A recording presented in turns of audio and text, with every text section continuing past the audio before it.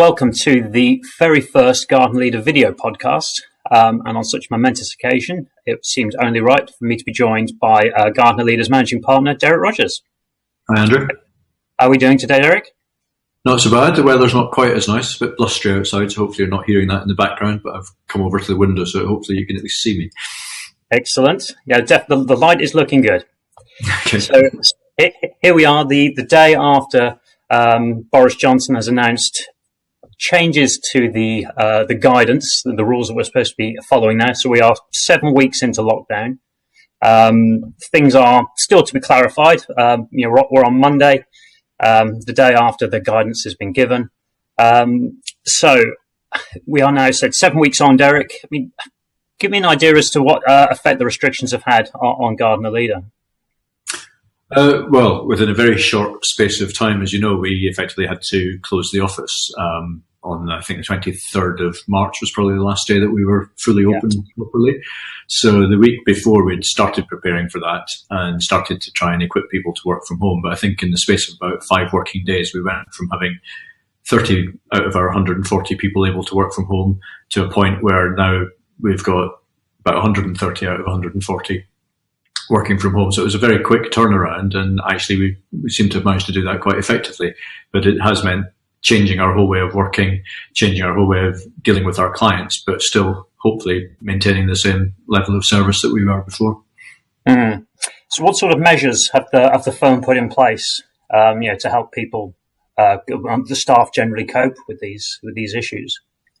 Well, the first thing is obviously making sure that everyone had the IT that they needed so that they could work from home. And for a lot of people, it was the first time really that they tried to do that. A lot of our lawyers were quite used to having laptops and working from home or from wherever they happened to be. But for our support staff, it was a completely new experience. So we had to do this through a combination of laptops, people taking their desktop equipment home with them, and also putting appropriate kind of security software and everything onto some people's own machines that they had already at home. So we've got a whole range of different ways of people doing it. But the IT side of it seems to be working pretty well. And then once that was in place, the next step really was to make sure that we were all still communicating with each other within the office so that we've got proper supervision, but also really to make sure that people are paying attention to each other's kind of mental health and the anxieties that we've all got, because not only are we dealing with a huge change to our working practices, obviously people are actually worried about the virus, they're worried about the economy, they're worried about all the other stuff that's going on, and at the same time we're asking them to do their work in a completely different way from what they were doing before. So there's a lot for people to cope with, and it has really been about taking it step by step, get the IT in place, get the communications in place, and then go on and do the client work and make sure that people know that we're still open for business. Sure. I've seen a lot of sort of virtual meetings, use of additional technology. I mean, obviously that hasn't been easy to implement. Can you say a bit more about that? I mean, we were lucky in that we had a lot of this in place before. We possibly weren't using it as much as we might have done, but we had video conferencing in place. So we had the licenses and we had the technology, we'd had a lot of the training. So it was really a question of, whereas we used to use it from a meeting room in one office to a meeting room in another so that we could have team meetings without everyone traveling, we're now using it for pretty much everything. So whether it's one-to-one discussions, whether it's team meetings, talking to clients. So we're mainly using the Starleaf system that we had in place, but we're also using Zoom and various other things where it's appropriate and where we've got the right level of security. Mm-hmm. Sure. And then in terms of keeping in touch with people, I'm aware of the virtual coffees initiative that's being run. I mean, that seems to have been fairly successful. Yeah, there's two aspects to it. Obviously, there's keeping in touch internally so that we're all talking to each other and looking after each other, making sure that everything's being done as efficiently as possible. But we also want people to know that we're still able to provide the same service. We're doing it in a different way, but we're still here. We're still doing wills. We're doing conveyancing.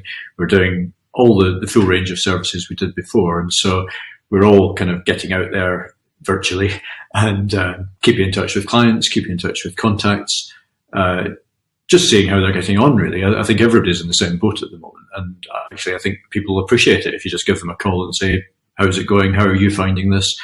How can we help you? How can you help us? and having those sorts of conversations. But as an added incentive, what we're doing is donating the price of a cup of coffee to our nominated charity for this year, which is Pancreatic Cancer UK. So every time we have one of these conversations with a client or a contact, we're making a donation to the charity. So hopefully they get some benefit from it as well. And in terms of just keeping things as sort of as normal as possible internally, think things like the Evolve cycle is continuing to move on in a virtual way. Again, perhaps you could just give a bit more of an overview of that. Yeah, so Evolve is our change management process where we get a team of people from within the business to, we give them a brief of something we think we could look at improving. They go away for a few weeks and think about it and come up with proposals at the end. And normally what they do is they stand up in a room in the office and they give a presentation to everyone from the firm that wants to come along and watch.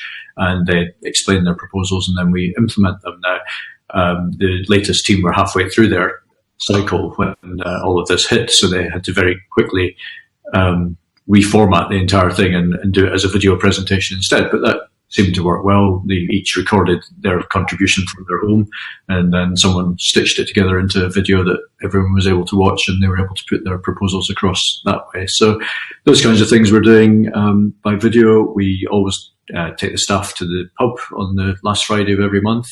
We're not quite able to do that at the moment, but we're inviting everyone to join us on a video call. They have to supply their own drinks. I'm not opening a tab across the entire county of Berkshire, but they come along with their own drinks, and we spend an hour on a Friday night doing what we would do in the pub if we were able to get there, and that seems to be working pretty well as too. We've done that a couple of times. I think there's quizzes going on. There's other social things, because I think it is quite important, particularly when we've got a lot of people on furlough, that we want to make sure that we're still in touch with them. I think it is quite important to be doing all those social things as well as keeping the work going. Sure.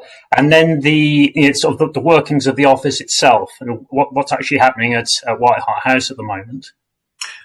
Well, I last saw it on the 26th of March, so your guess is as good as mine. But we've got 4 offices. 2 of them are effectively closed. There's not really much going on in Thatcham or London. People are going in every so often just to make sure there's no post or anything that needs to be done. Newbury and Maidenhead have each got 3 or 4 people in there. There's some things like certain accounting functions, collecting the post, scanning the post, distributing it out to the people who are working at home, dealing with checks. Those sorts of things are being done by a very small handful of people who are in the office for a few hours each day. They're not really open to clients, although we are making arrangements to see clients face to face where it's absolutely necessary. But most of the client interactions are now by video as well. But things like signing wills is still going on. I think people are meeting in car parks and signing wills on the bonnets of cars and through windows and all sorts of strange things that we didn't think we'd have to think about a few weeks ago. And then, this all came about at a very unfortunate time with the lockdown, given the move to 20 Marketplace. Again, perhaps you could just fill us in a bit further on that. Yeah, so just as everyone has now decided that apparently nobody's going to want office space in the future, we were in the middle of fitting out the building next door to our main office in Newbury, which was the RBS branch next door. That became a bit of a race against time. So it's almost done. It's not quite finished because some of the contractors had to self-isolate or stop working towards the end of the project. But we'll get that done very soon, I think. And although I suspect there will be changes to the way we work, I think what it enables us to do is perhaps think differently about how we use the buildings in the future. But I think it's still absolutely the right thing to cement our place in Newbury Marketplace. This is our 125th year. We've always been in the centre of Newbury for that time. And we are looking forward to celebrating our 125th anniversary and opening our new office at the same time. It hasn't gone quite to plan, but we'll have the celebration as soon as we can. And we're all looking forward, I think, to seeing our offices and moving in whatever way we're able to later in the year. Absolutely. And then, what should clients do if they have legal questions or queries at this difficult time? Well, I think just make contact with us as you normally would. There's various ways of doing it. The phones are still being answered on the main switchboard number. The website's still available. There's a chat function on the website so that you can do the live chat and your details will be taken and passed on to an appropriate lawyer.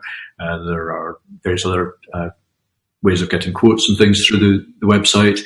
All our lawyers have still got their access to email, so everyone is available. They're just not in the office, but we've got all our lawyers working from home and still able to provide the same service. Fantastic. Well, thank you very much, Derek. I've really enjoyed catching up with you today, and hopefully, we can actually meet again in person at some point in the near future. Yeah, it'll be Thanks, nice to see you in 3D again. Yeah. Absolutely.